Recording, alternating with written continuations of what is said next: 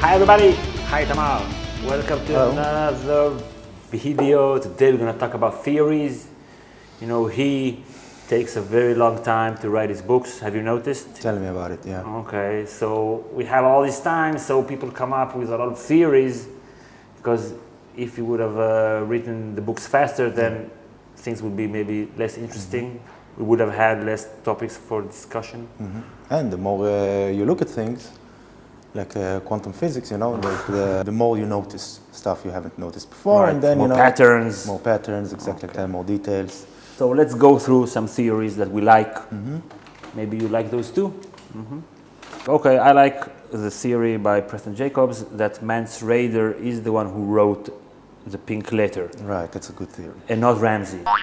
It's very solid, makes sense. If you go through the letter, you see that he used like words like crows. Exactly. And he had like some things wrong, like with the skinning, the flaying, like to wear as a coat. And he wants the red woman, and who cares about the red woman? Like, would Ramsey care about the red woman? It works story-wise. I at least suspected it's not really Ramsey, always lying. And we know that he's lying because in the letter he's saying that he already beat Stannis, Yeah. and from the preview chapters from the Winds of Winter, we know that Stannis is still alive. Yeah, so that makes sense story-wise.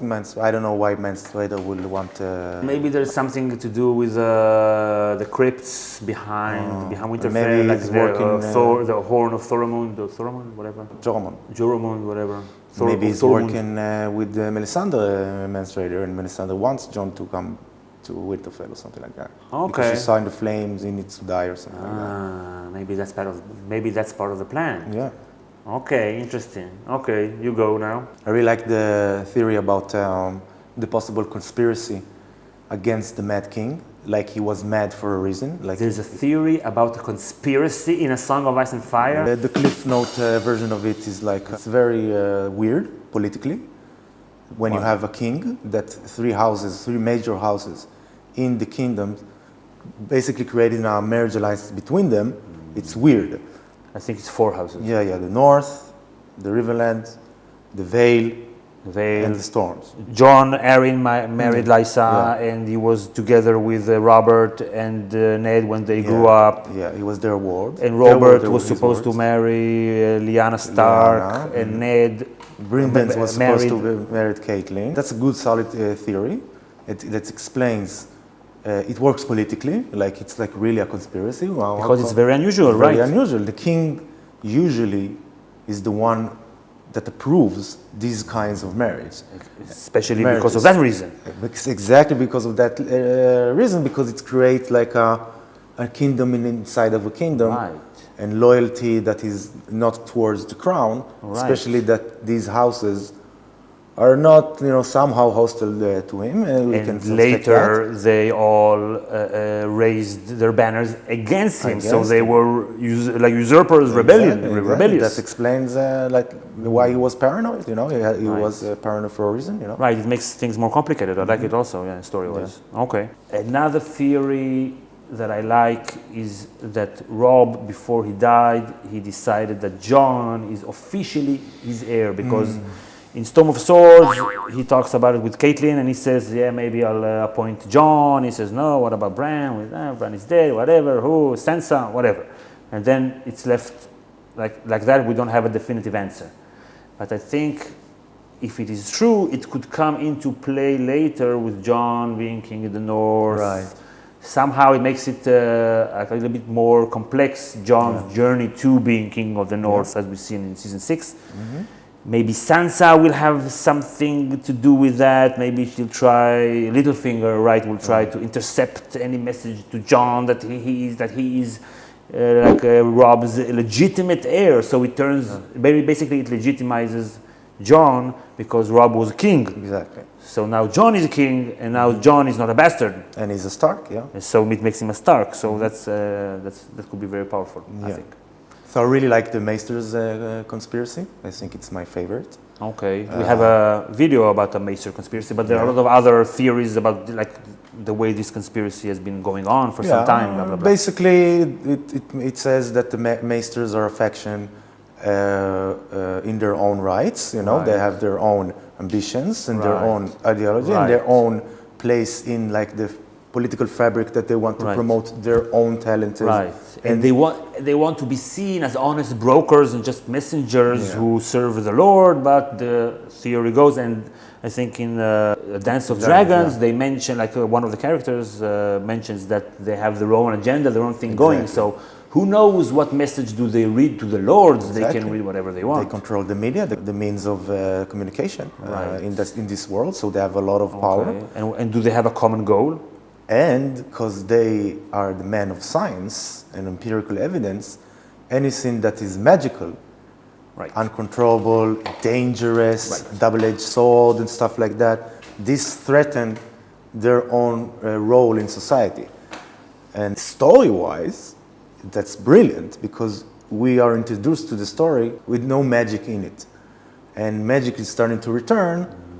So the maesters that were like really quiet for most of the story suddenly are like, okay, there now- are these guys, they hold a lot of power. So they the don't want- magic has risen, and the maesters are rising. Exactly. As So I really like the theory. a reaction. Yeah, and my take to the theory is just this like a struggle between reality and magic, or magic of reality, or whatever else, Superstition. and moving towards Okay. a different period, a more enlightened period. Okay.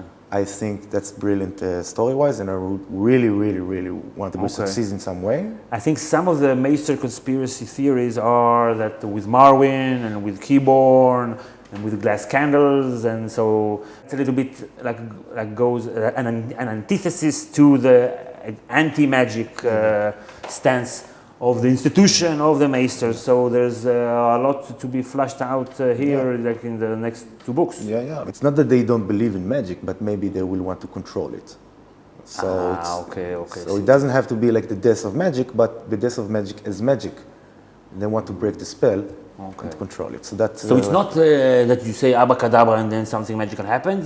No. You have to put this flower with this Exactly. leaf, and then there's a chemical Exactly. reaction, and this is Exactly. why there is it's a burned. cause and effect, and you Okay, I can see reverse what engineer it and stuff Okay, like that. okay. A small theory that I like about Varys, that he's really a Targaryen in the show and a Blackfire in the books. The Blackfires, that's like the bastard line of the Targaryens back in the day, like 150 years ago when the dragons died. It was in a war between the Targaryen line and the Blackfire line. It was after that. No, there were a few A few Blackfire rebels. rebellions, Okay, yeah. sorry, I got things mixed up. But anyways, I always thought before I heard about this theory that there is a little bit of a hole in Varys' character because he is ostensibly working for the realm in some way, and that he's working like with Ned and against Littlefinger. But why did he get the Mad King even madder? Because everybody says that he told him stuff. A lot of people say. A lot of people. Yeah, a lot of people say. Yeah, a lot of people say that. Yeah, I read about that. That he actually planted information, some false information. This guy's against you. This guy's against you, and made him more paranoid. After he became susceptible to that, because he was like in captivity, the Mad King, whatever, for 2 years. So I couldn't really understand if he's working with Aegon, the Pretender, or with Daenerys. Why would he bring about the destruction of the Targaryen rule? Okay, he wanted Rhaegar to replace him, but that's like playing with matches in a house that's built on fire, and it backfired. So I thought to myself, okay, so he must be stupid. And add to that, what explains his motivation to help the Targaryens? You know, because he comes from another place. And to help Aegon, why should Yeah. he help Aegon? Because he's the same family. Yeah. He's a Blackfire, Aegon is a Blackfire, or he's a Targaryen in the show, and Daenerys is a Targaryen, so he wants a restoration Yeah. because of that, I guess. Okay. Yeah. One of my favorite theories is about Arya. Arya was stabbed in episode 8. That wasn't really Arya. I really like that theory. You know, it doesn't make sense that she stands there in the middle of the street, you know, on daylight, when she's like... You haven't watched like the final 2 episodes of season 6? She was stabbed. And then this lady healed her because she stabbed some boyfriends. And so that's how she got knowledge on how to heal people.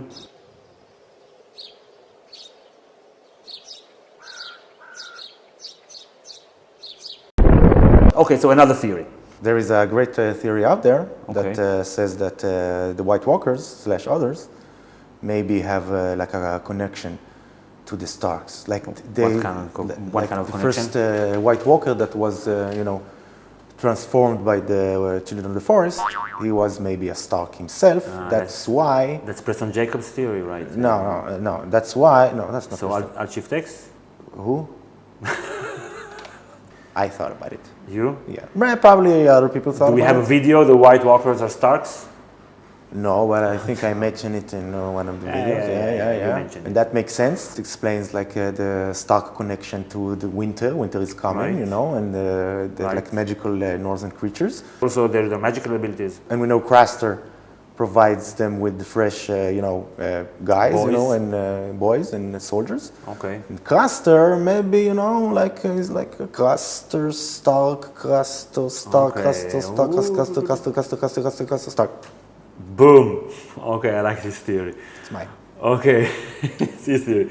If you like these theories, if you have different theories that you like, be sure to mention in the comments. And if you enjoyed our video, please click like. If you will choose to support us, then you will get a lot of extra content just for you patrons. There's a link to our Patreon page in the description, or just go to patreon.com/GOT Academy. And here are some of our theories that you might not have watched. Click any of them. There are some really good ones. And subscribe to get all our videos. We'll see you all next time. Bye, everybody.